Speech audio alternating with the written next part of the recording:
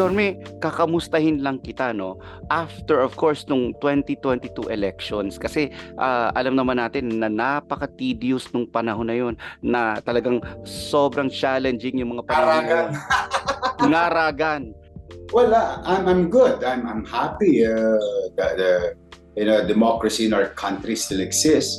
People opted to choose my competitor, and good for us. We move on with our lives and support the presidency in our own little way as a citizen. And I think it goes to everyone because at the end of the day, isang bangkalan tayo.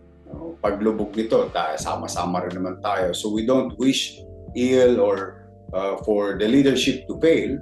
Pero after nung elections, anong unang-una mong ginawa nung ikaw na si Citizen Isko? Tulog. Talaga maraming tulog. Maraming tulog. The day after, then I went to the office, function as a mayor. After June 30, Mayor Laguna assumed now, nag-assume niya siya as Mayor of Manila.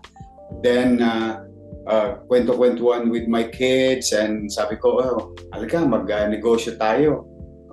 Ayusin naman natin yung kinabukasan natin economically as a family. Things, you have to find the roads.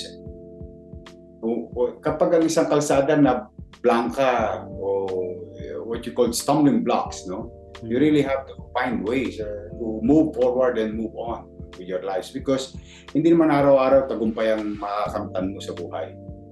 You'll see some failures and some success, and you learn from both success and failure, and you apply that for your next goal.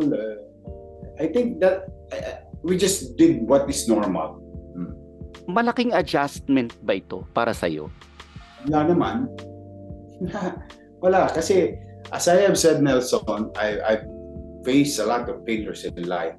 So every failure teaches you a lot of lessons. And I think the least thing that you can do is to learn from it and try to move on, make something better for yourself, for your family, and of course for our community as a citizen. Pero ano yung pinaka-na-miss mo as a public servant? Of course, yung pagtulong. Yung paglabas-labas, ano? Kasi ano yan all my life, half of my life, if I may put that in right perspective, was dedicated to really alleviate yung sitwasyon ng mga kababayan natin, especially ng mga nasasakupan ko. So, that's why when itong Eat Bulaga, Gedli, it's like my second nature, because my first nature is entertainment. Remember, it's like good to be back home with GMA7. I started with GMA7 through Kuya Germs, That's Entertainment, GMA Super Show, Telecine. Kung naalala nyo pa yung Telecine nung araw. Yes, naalala namin. Telecine pa yan. So, first nature entertainment, second nature yung pagtulong, pinagsama mo na sa Eat Bulaga, sa Gedli. So, kaya nga sabi ko, itong bagong Eat Bulaga, ito yung tulong at saya. That the new Eat Bulaga in GMA7 Kapuso is like a new source of joy and hope for our viewers. Teka muna, Yorme, paano ka bang napasok dito sa Eat Bulaga? Kasi ang alam ko parang the first few days yata, wala ka pa talaga sa Eat Bulaga. Monday, they started airing, headed by Paulo and the group. And Tuesday, I was informed. Wednesday, we had a meeting, and immediately I said, yes, I'm happy to fill into the vacuum, which we did not create. Somebody created vacuum. We filled in the vacuum, and I'm honored and humbled to be part of history. And as I have said so many times, we cannot take away what Tito Vic and Joey done in Eat Bulaga. But life must go on. Katulad ng sabi ko sa'yo kanina, we must move on. Life must go on. And the creative, the production, and Tape Incorporated management wanted to come up with new things, different approach. Variety show pa rin, noontime show pa rin, but more on viewer-centric. Kumbaga, ang bida ngayon yung viewers, whether you're on social media o digital world, or sa bahay, or sa studio. Sila ngayon ang bida. Because collaborative ngayon yung Eat Bulaga. Involve yung artist, production, creative, management, no? Co-collaborate on how to, pay it forward to the viewers who are really loyal to the show. And mas entertaining, mas makabago, mga bagong muka, mga bata, talented na individuals, I'm happy to be part of it. It's very challenging, but I'm enjoying it. Kasi nung pinag-uusapan natin sa backstage ng Eat Bulaga, nagkakwentuhan tayo tungkol dun sa sa Gedli. Sabi ko nga sa'yo, alam mo nakakatuwa, Yorme, feeling ko yung ginhawa yun eh. Ginhawa.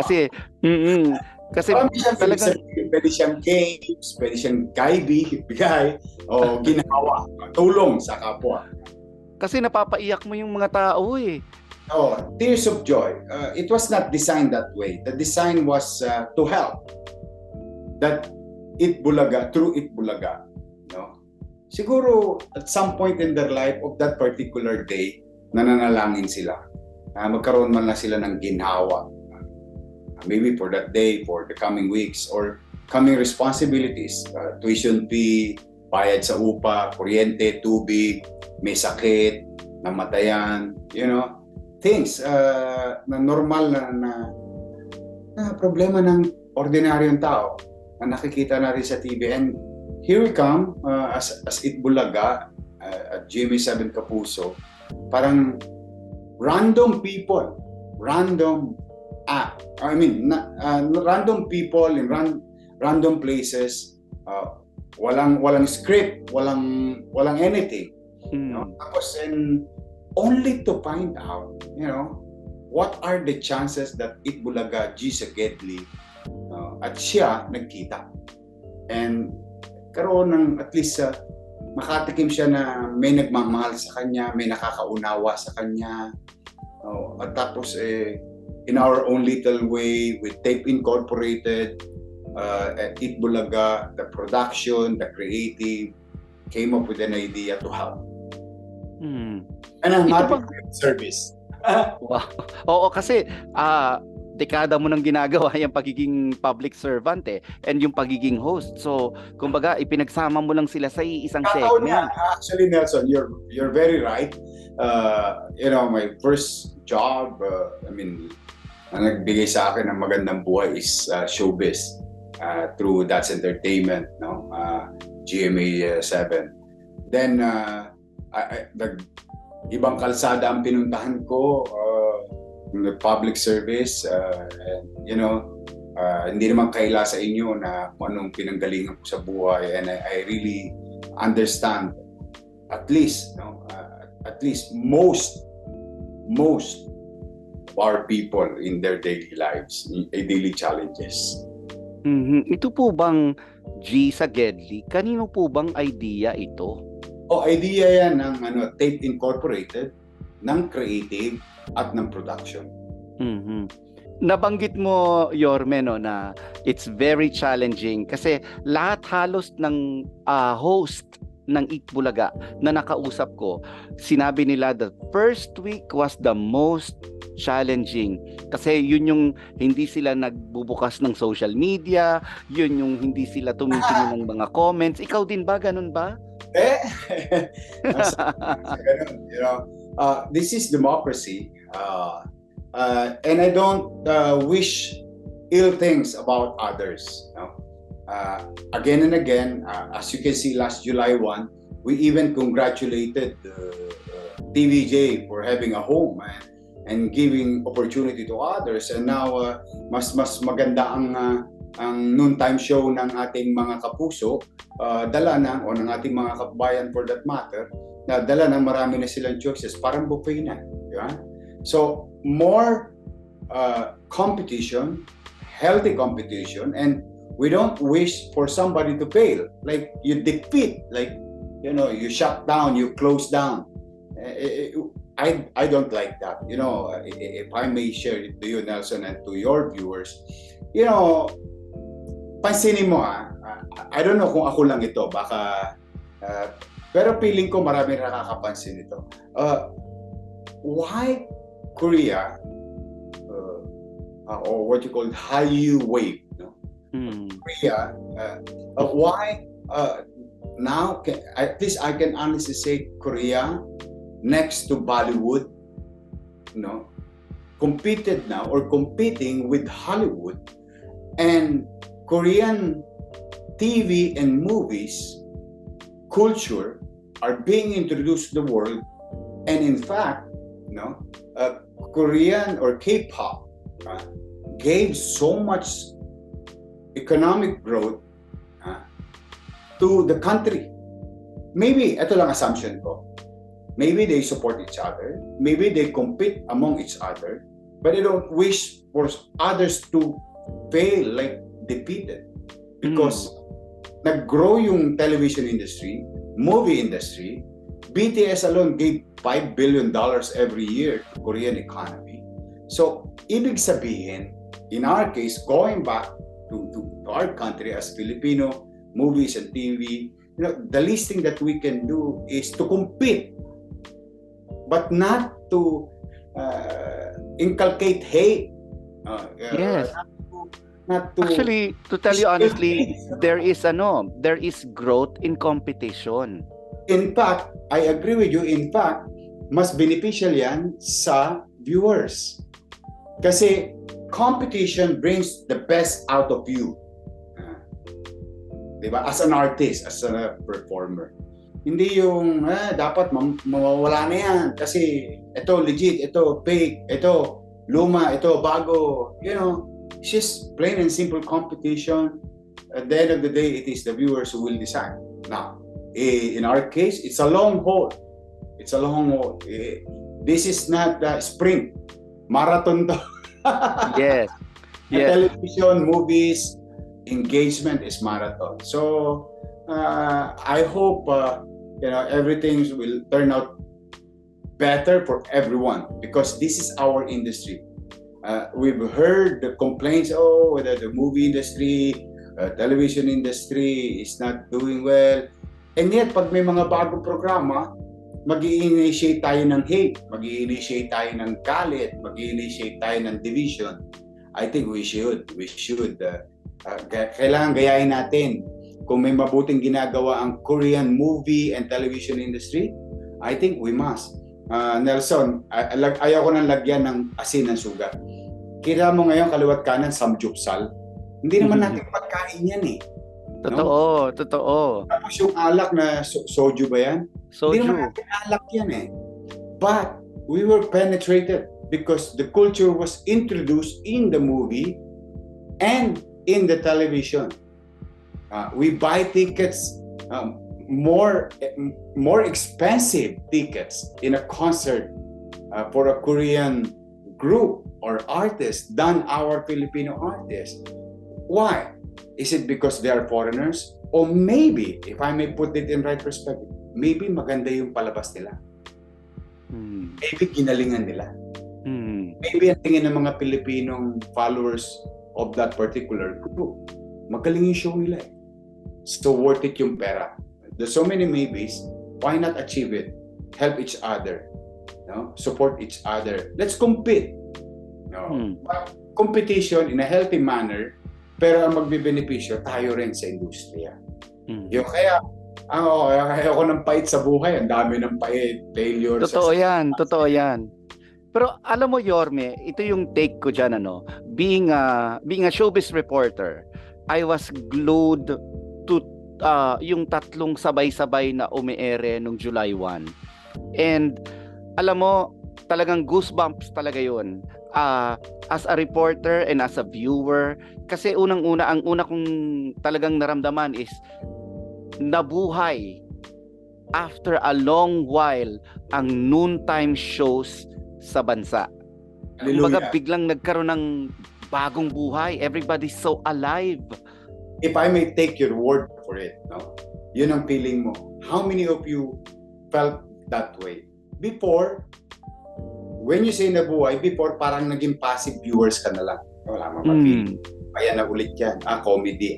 Okay. Ganito. Okay. So passive ka na lang.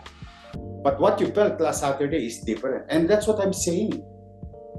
Competition brings the best out of you as an artist. And the viewers benefit from it because, okay yan. Pwede ko itong tirahin sabay-sabay. Tingnan ko kung sino magaling, sino mahusay, sino nag-i-innovate, sino may mga bagong ini-introduce. So, these are the things that I'm after. And we should be after as an artist.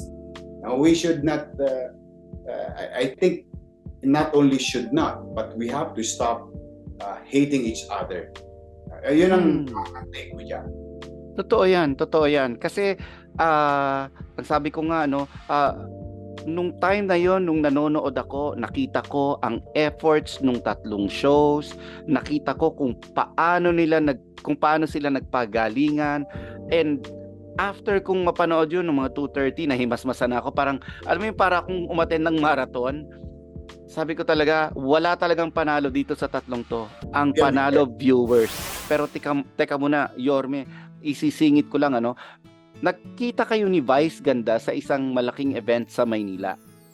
And nakita nga, 'di ba? Nakita natin, I think in the news, nag-akapang kayo. Ano bang napag-usapan ninyo nung time na 'yon? Well, I was a guest in a fashion show led by the city government to introduce artists or designers, Filipino designers, and their talents and creation.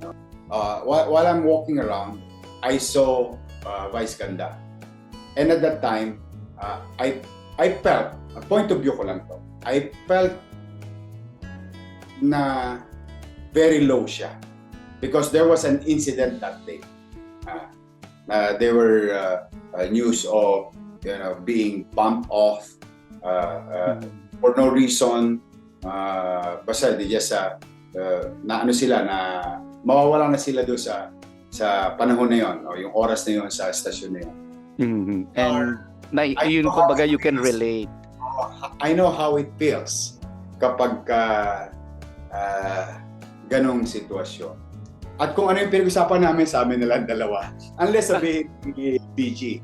But it's something personal that I really understand yung feelings niya. Yorme, aside from, of course, yung pag-host mo dito sa Eat Bulaga, at sabi mo nga, yung mga business mo, kasama yung mga anak mo, meron ka pang sarili mong talk show on YouTube. Discovery Night. It's part of the product ng Scott Media dito sa BGC. Yung isa na naman namin product, it's a talk show about artists and sports artists. Yung Discovery Night naman, it's conversation, no? with people, things that para siyang American concept of vlog, but talk show, more on conversation. Hindi siya interview, it's more on conversational. Kwentuhan. Tapos pag may bagay na pareho kami, yun, na-share ko. And for the viewers to get inspired, and for the viewers all over the world, na mapangiti namin, and aspirational din siya sometimes. And sometimes it's funny because it's funny. It's not because we wanted to make it funny. So it's a natural conversation. Kaya tawag namin is conversation. It's a natural conversation between two person in a sala set, and you are watching. Ako nag-subscribe na ako kasi nakakatuwa eh. Nakakatuwa talaga, nakaka-good vibes. Chill siya pag napansin mo. Nothing ano tawag yan, mashy or walang intriga, walang ano. Alas 11 ng gabi bago ka matulog, Friday, pagod ka maghapon, buong linggo. Tutulog ka na lang for the weekend. If we can put a smile in your face, yun ang goal namin. I've been meaning to ask you this, Yorme, kasi magkaibang generation ng showbiz yung ah, kung saan kang naroon ngayon, and of course yung napagdaanan mo, no? Ano yung, I'm sure there's a big difference between yung showbiz noon, nung time na nagda-That's Entertainment ka, at yung showbiz ngayon. Well, fast moving. Ang bilis sumikat ng mga bata because there's so much opportunity because of social media and Is that a good thing? well, it's good if you're coming in as a newcomer because more opportunity for you to make a name or a dent. But also at the same time, it's going to be challenging in terms of how to sustain your existence. What we call the Nelson, yung kinang. No? Kasi maraming darating pang papasok. Because of the digital streaming availability, John Doe's and Mary can just create a content and become famous, and the talents pwede lang ipakita, pwede sila mapansin. And that's it for them. And tuloy-tuloy na yun. But again, to sustain is another challenge. Unlike in our time, we have to prove ourselves many times before you get noticed to be nominated in an award-giving body. You get a good prize when you get nominated, more good prize when you get awards because you have proven yourself in a traditional manner. So ngayon, mabilis ang transition, sort of saying. So, at saka dati, di ba, parang kailangan marami kayong puntahan na lugar bukod sa TV para mas maraming tao makakita sa inyo. Ngayon, mag-post ka lang ng selfie, milyon na yung makakakita. You're all over the place nowadays. So there's good side of it, and the bad side is the sustainability. Kasi kailangan ma-sustain mo yun. And sometimes it will become toxic, maybe psychologically for you, because the demand is high, because the difference between you and the viewers is sa palm. Sa palad lang. Andito lang. Pwede na kayo mag-usap nung viewers or yung tawag yan, interaction can be done anytime. Dati hindi, kailangan lumanding ka sa magazine, kailangan lumanding ka sa tabloid, or lumanding ka sa 24 oras, o sa Chika Minute, o yung mga ganon. So ngayon, pwede lahat. Kayo ba, Yorme, may natatandaan kayong itinuro ni Kuya Germs dati na which is really still applicable up until now dun sa mga bagong pumapasok sa showbiz? Okay. Professionalism, definitely. When we say stardom, you can be famous, but you have not reached the stardom yet, no? Professionalism. Isang naalala ko lagi sa sabi ni Kuya Germs. In showbiz, you are getting paid to wait. And you must do what you have to do. And in fact, going to Eat Bulaga with namamagang mukha, that Kuya Germs taught us, show must go on, no matter what. You have a schedule to attend and perform, and you have to do what you have to do. Show must go on. And those are the things that I have learned in That's Entertainment, Jimmy Super Show, through Kuya Germs, no? Ang mga tinuro sa amin. And I think it's still applicable today. You must be professional. And di baling ikaw na naghihintay kasi ikaw yung hinihintay.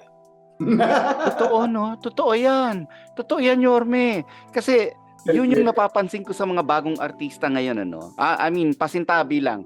Pero yung iba sa kanila, hindi pa ganun kasikat, pero 2 hours, 3 hours ng late. Experience that so many times waiting for some colleagues, no? Nako, just God. These are the things that being taught to you na You value your character, you value your manners. Hindi ka naman kailangan perfecto. But at least ahead of time, you tell them so that they will know what to expect. But not telling, like yung sinasabi mo, Nelson, 2 hours, nanguhula production, oy, buhay ka ba ba? O, kamusta ka? Pagalitan ka na ba sa ganyan? No, wala akong pinapagalitan because I have nothing to explain. Maybe they have valid reason, but okay lang yan from time to time. But if becomes a habit, it's bad because production costs money. It costs money. So delays cost money. And there are, especially nowadays, gumaganda na yung mga rules ngayon with regard to time of work. No? Nung araw kasi kami, 24 oras. Basta may taping ka, you're paid hanggat hindi matapos. So sometimes, call time mo 9, you end up with 9 a.m. So, 9 ulit. Iba na yung date. Ngayon, may cut-off na. So, and that is a very challenging part on the production side. To the director's creative mind, the creative group. No? Kasi kailangan i-adjust yung shots, sequence, and so on and so forth. So, confronting it just by telling the truth of the situation, I think a sound mind will understand why you are late or why are you coming late. But yung pagiging late is a habit. I think people talk around and you're gonna lose some jobs and opportunity. Pero tika mo na, Yorme, let's get personal, ano? Alam mo, parati ko sinasabi to, kung merong hot mama, ikaw ay hot lolo. Si Scott. Kamusta naman ang pagiging first time lolo mo? I'm happy. Lolo, ganyan ang itsura. I'm grateful to God. Life is life. We value life and it's a blessing the way I look at it. And it's going to be a responsibility to Joaquin. And I'm proud of him and Ella that they're doing what they have to do as a parent. And that's very important in life. I think it goes to everyone. Mga kababayan natin nanonood, everyone is struggling also. And as long as pag pinag-uusapan anak, nagsisikap lahat ng tao. And the same thing, yan din nangyayari sa kapakalahatang natin mga kababayan. Kanya-kanyang level lang ng hirap. Pero yung responsibility is common. You have to be responsible to kids. Your kids, for that matter. Ano bang mga binibigay mong tips kay Joaquin, of course, as a young parent, ano? Well, I let them grow, no? Both of them. I let them grow naturally to learn the curves of being a parent. But yung mga lagi ko lang iniiwanan is maging responsable. Yeah. Kasi you cannot teach parenthood eh. Wala naman natang perfect formula for being I don't think, di ba, ang daming parenting book pero it's hindi applicable sa ibang tao yun eh.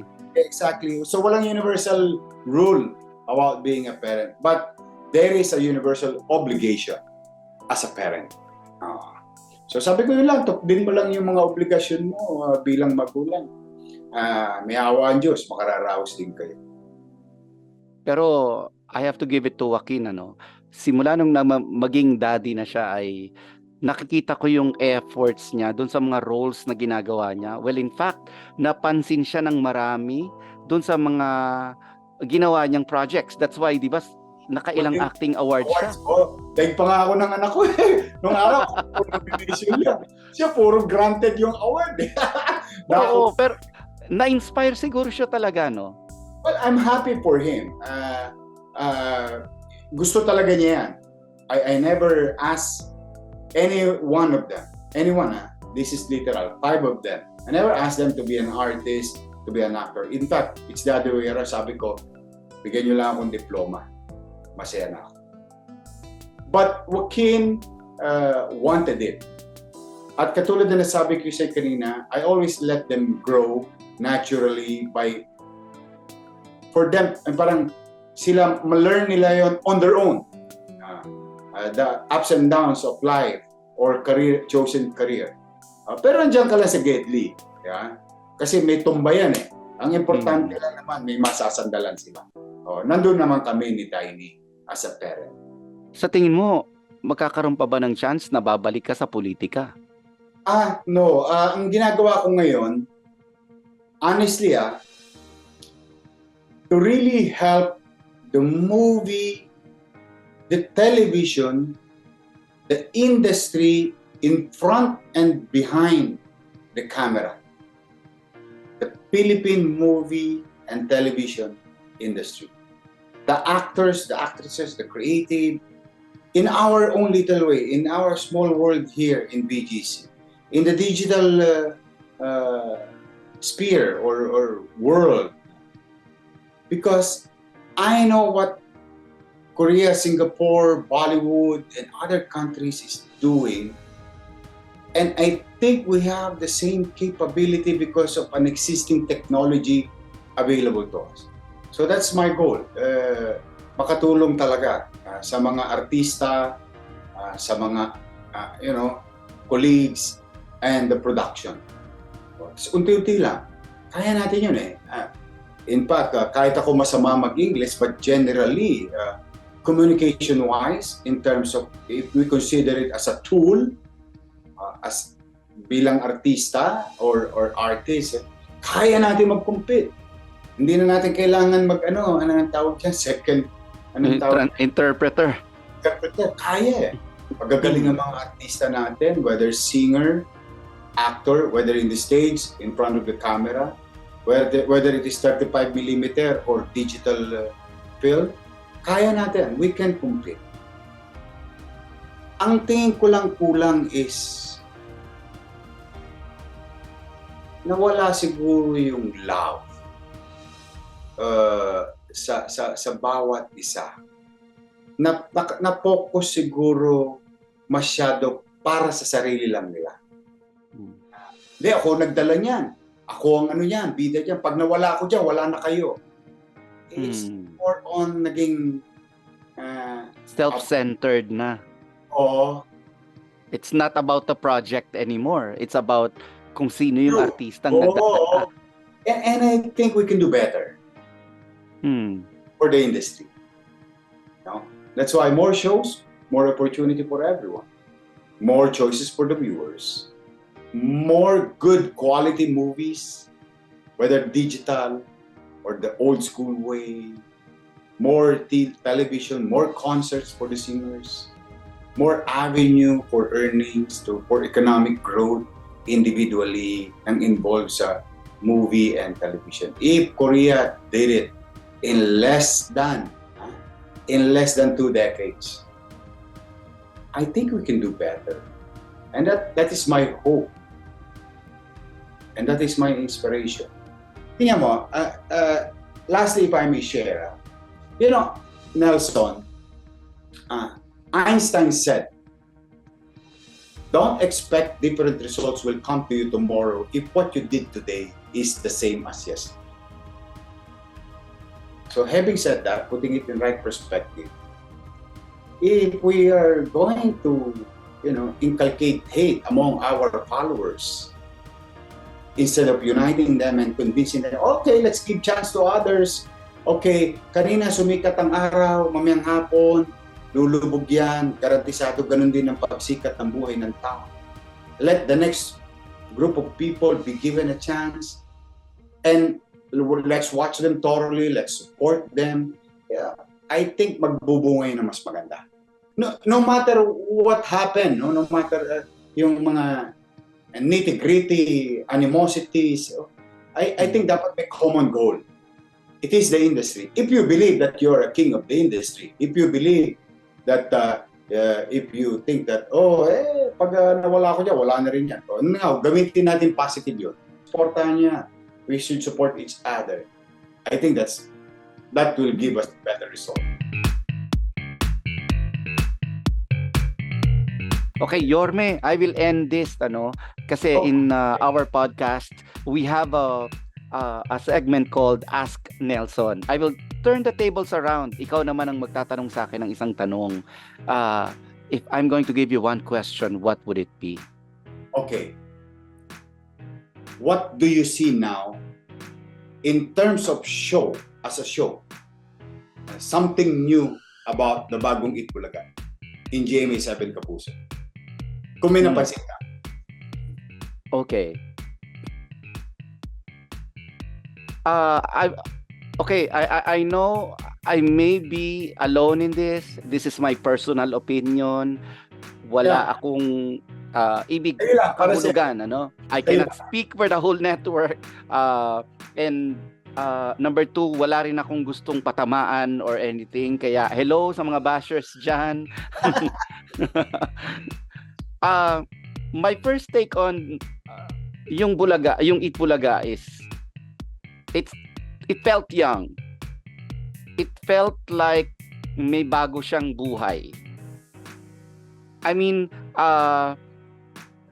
this has nothing to do with, of course, yung umalis na mga host ng Eat Bulaga, no? Of course, I really love them all.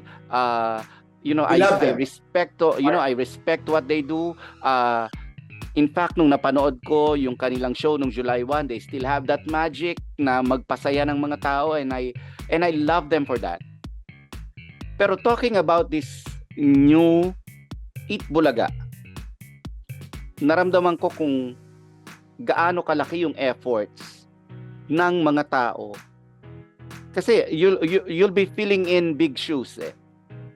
Ang hirap, you know, I was talking to Paulo dun sa backstage, at talagang siya mismo yung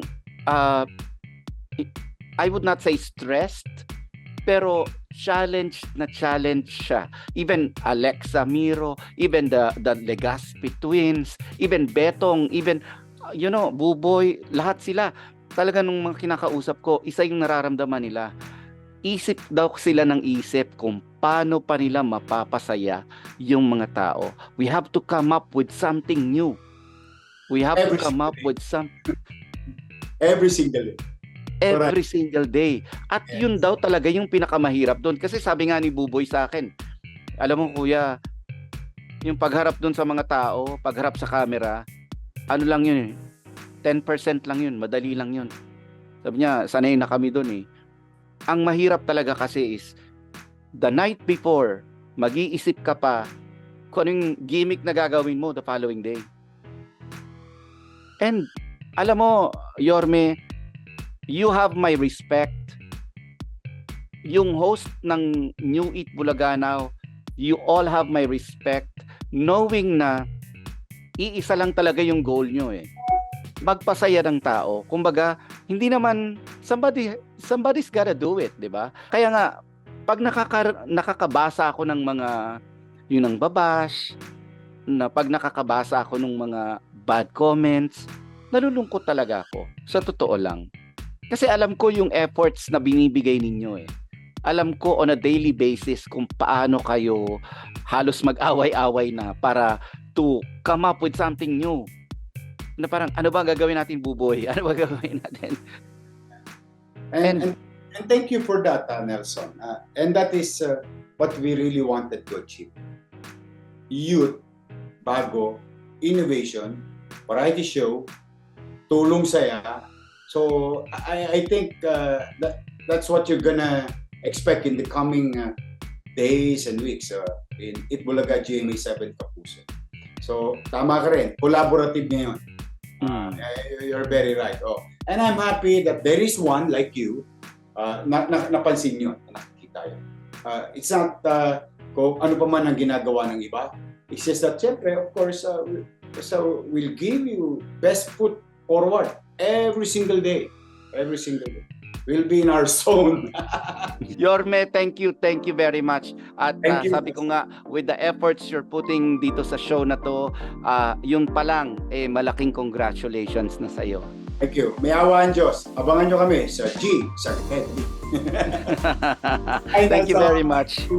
Thank you.